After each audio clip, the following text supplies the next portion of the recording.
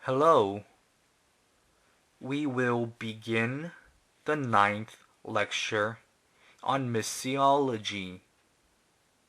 This will be our last lecture on missiology. Chapter 16, The Reality of Mission Strategy. Coming face to face with a new era of missions, we need to come up with new mission strategies for today's time. In other words, how will the church deal with its problems, and how will we expand our missions territory? These questions are important. We will take a look at the reality of modern day mission strategy. 1. Mission strategy for new churches. Field of missions have distinct characteristics as indigenous churches. Because these churches are independent, motivated churches, they are able to grow. A new church refers to the church in a region that recently received missions. Some people call this type of church the young church. We will take a look at the mission strategies that these churches should implement. 1.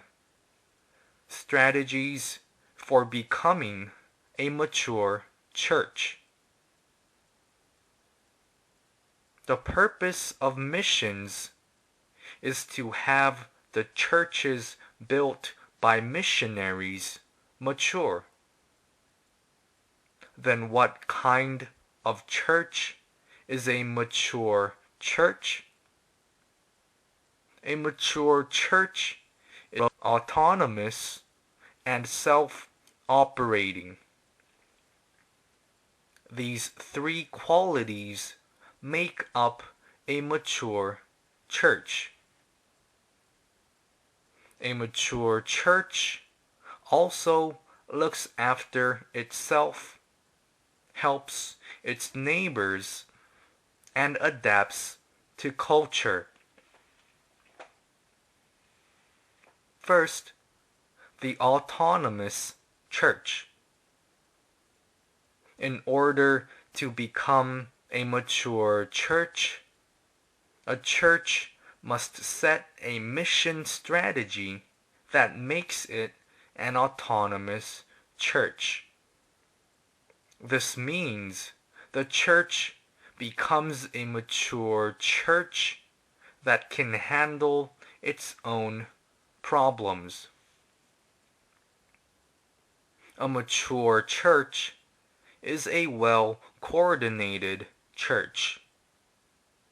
It can look after itself and solve its own problems. Furthermore, it doesn't imitate its mother church, but its own visions. Sermons given in a mature church are appropriate for the cultural structure of the region and for different situations. Spiritually, this church knows how to solve its own issues. Also, as the body of Christ, The church understands the gifts God has given to it and is faithful in applying these gifts. The church does well in handling spiritual matters, and it gives pastors sufficient biblical and theological training. A mature church is also autonomous in its administration. Instead of receiving orders from the mother church, the mature church searches in its relationship with the regional culture. A mature church also manages its finances on its own. It doesn't rely on missionaries or support from its mother church, but it covers its expenses on its own. The church is able to make its own decisions when it comes to setting a budget and spending money.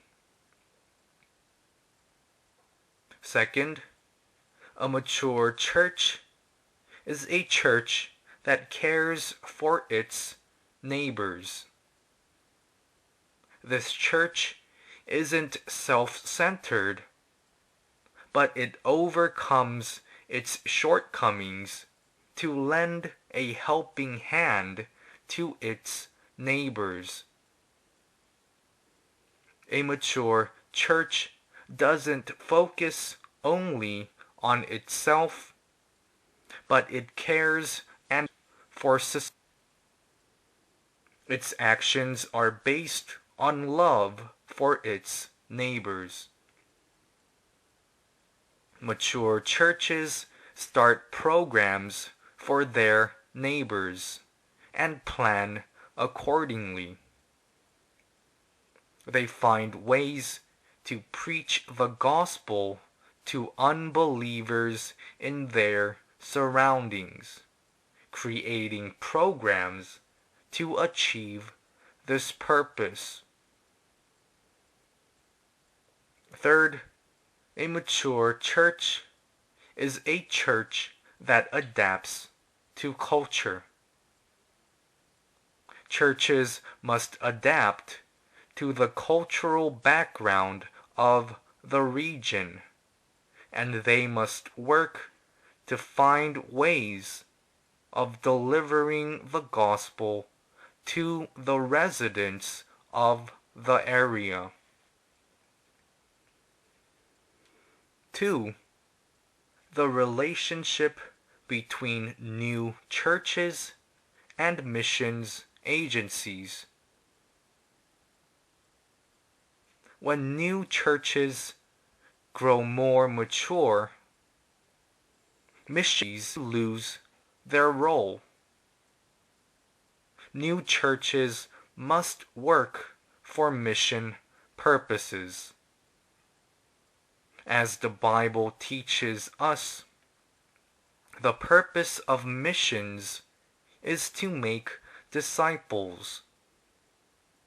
That is why it is important that the church proclaims the gospel of Christ and makes disciples.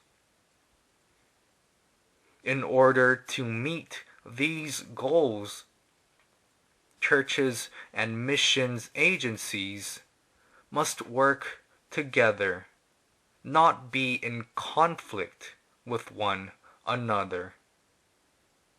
Agencies should help new churches mature into mission churches. New churches must make the effort to become a missions church. They must continue to mature to become a missions church. This refers to the process of churches being born missions and participating in missions. We need to continue to do missions in today's time. The reason is many places have not yet received the gospel. The development of missions work can be divided into several stages. The first stage, missions, is preaching the gospel to unbelievers and planting churches. Then, those who believe after receiving the gospel are baptized, and the church is organized. The missions group is in charge of this step. The second stage, missions must improve the church so that it teaches and keeps all of the Lord's commands. This is the first step of the order. At this stage, the missions group loosens its control and proposes measures for further improvement. Next, the third stage. This is the stage where missions plays a supporting role. The new church autonomously figures out its problems and freely exercises administrative control. During this stage, missions works alongside the church, and when it comes to doing business, missions works together with the church. The fourth stage. In this stage, the new church begins its own missions. This is the true purpose of missions, but oftentimes it is neglected. We make it our strategy to have new churches send out missionaries. We need to reach the fourth stage. Number 2. Mission strategy for city churches. Cities have grown at a rapid pace in modern times. Urbanization is a characteristic of modern society, and we must come up with mission strategies in response to this phenomenon. 1. Mission strategies for cities. Cities are characterized by a concentration of the population. As many people gather in a certain area, missions finds its worth. However, not all cities are receptive. Cities are either receptive or resistant, and this produces various side effects. The Bible gives us examples of cities being receptive and cities being resistant. Sodom was a city of resistance, while Nineveh was a city of reception. People of various classes live in a city. They have different social, economic, and cultural backgrounds. Their mindsets are different as well. We need to search for ways by which we can preach the gospel to these people. We must also come up with the right strategy. Each class requires an appropriate mission strategy. We must come up with efficient methods for reaching them. Mission strategies for cities should not be unchanging, typical strategies, but they should be strategies that have color and can change depending on the people. 2.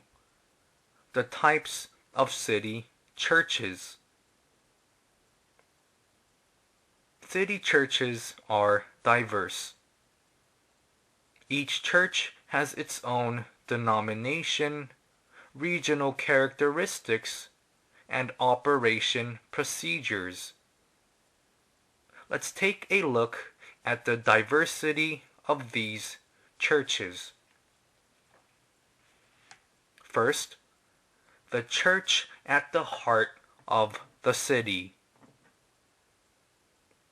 The church that lies at the heart of the city is usually a megachurch that typically has a long history and is comprised of mature believers.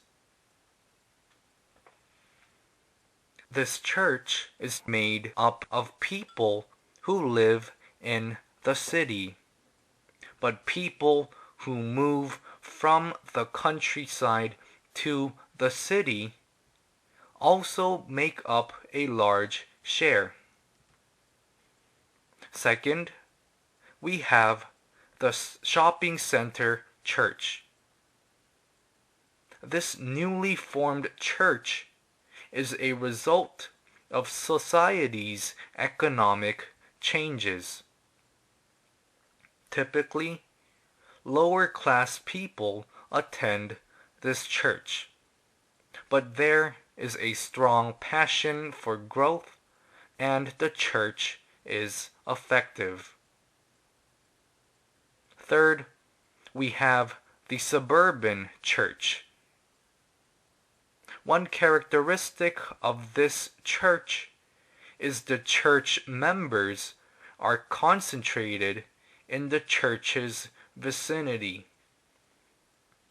The rate of growth isn't that high, but there are exceptions. The church plays a central role in the area, and it influences society in many ways. The family church. This church does not have a set church building, but the people of this church gather at a devoted believer's house to worship.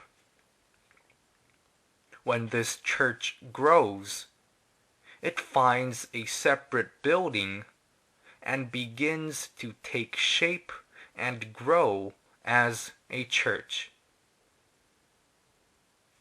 Fifth, the minority church.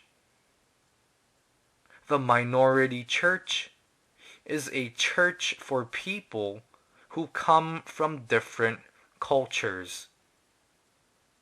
There are many churches in Los Angeles for Koreans who immigrate to the United States. Minority churches have unique characteristics, but these churches find it difficult to experience continued growth. The reason is the church is for minority groups, which means it becomes weak with the second and with the third generation. The church faces a crisis. 3. The city church's mass evangelism. The city church typically takes part in mass evangelism. If used correctly, this method can bring about positive results. However, it may also fail.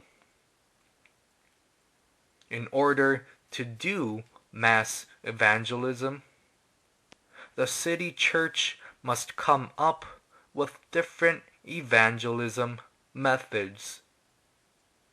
Furthermore, it must implement measures to plant new churches as a way of church expansion. 4. The growth strategies of the city church. Let me explain this in 6 ways. First, selecting the soil. Before church, we must thoroughly do research and examinations. We must not plant the seed carelessly. We must carefully study the conditions of the area in which the church is to be planted. We must carefully see if the residents are receptive or resistant to the gospel. Second, we must set realistic goals. Without a specific goal, we cannot head in any direction, and we will not have any results. By setting realistic goals, we can proceed. Third, sacrifice for growth. Successful evangelism does not happen automatically. It requires much effort and sacrifice. It requires human resources, physical, and we must sacrifice and work hard for this sake. Fourth, principles of church growth. We need to apply the basic principles of church growth to the city church. There may be various methods, but believers must first be united in prayer. We must first evangelize our family members and our neighbors to bring them to salvation. Fifth, post-evangelism management. It is very important that we follow up on things after we evangelize. The church must secure believers through evangelism, and it must nurture these new believers. Then, the new believers must evangelize other people, maintaining mobility and flow. Every church program must move with mobility. Through these programs, churches must come up with mission methods that are full of life. This concludes the 9th lecture on missiology. You have done a great job studying this subject.